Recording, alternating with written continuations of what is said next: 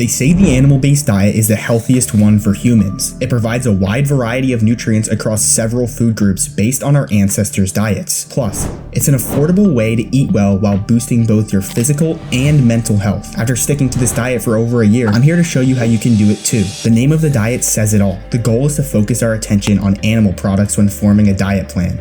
But don't worry, we're not going full carnivore here. We'll go over other food groups towards the end of the video, so be sure to stick around for that. The idea is to draw inspiration from what our ancestors ate, bringing us back to our ancestral roots. So what exactly counts as an animal product? Simple.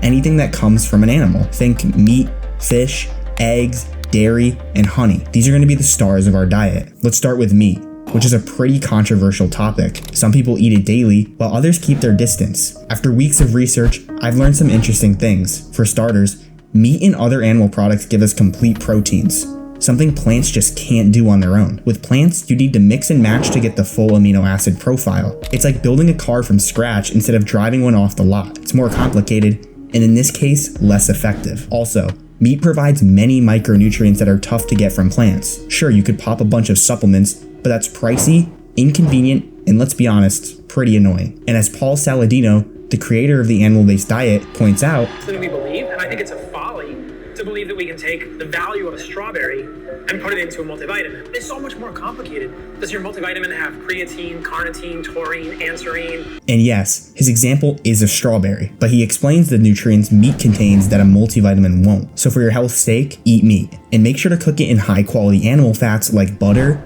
beef tallow, or ghee. This rule applies across the board with this diet. No seed oils. Now, meat is obviously the star of the show, but don't forget about the other animal products.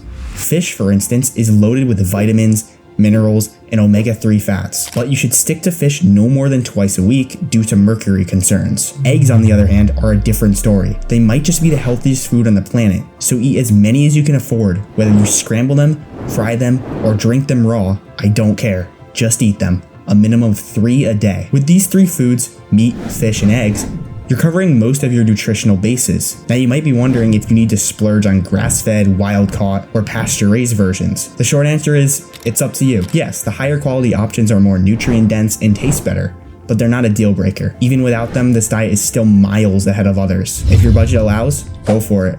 But if not, don't sweat it. Now let's not forget dairy, which fills the calcium gap and offers probiotics, something we haven't covered yet. As for honey, while it's not as nutrient dense, it can still be a nice touch if you're looking for a natural sweetener, although I tend to leave it out myself. Now there is one important food I left out, and it happens to be the healthiest food on here. It contains the highest nutrient density of any food on the planet, but many people shy away from it. You may have seen some animal-based eaters on social media consume this, and if you haven't already guessed what I'm talking about, it's organs. Generally, people go for beef liver, heart, or spleen.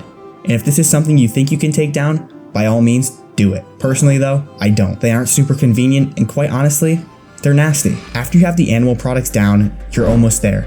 But many people neglect this part of the animal-based diet and can be the root of failure in it. So listen carefully. As previously stated, this diet is not the carnivore diet, meaning it does include carbohydrates. But, and here's the tough part, you should not be implementing any grains into your diet, and you should minimize your vegetable intake. I can sense you rushing to the comments, and before you do, let me explain. The nutrients that grains and vegetables contain are already acquired from our other animal products, so eating them is basically redundant. The reason I advise against it is because many people struggle digesting grains and vegetables. If you want to eat them, and you feel fine doing so, then go for it.